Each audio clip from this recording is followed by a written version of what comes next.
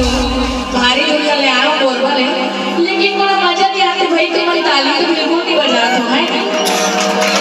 बोला इससे लगा था कि कोई गाना अच्छा नहीं लगा था मेरे बच्चे चुप पे बैठी है वो देख रहा अच्छा लगा मेरे को कि ताली तो बजाओ जी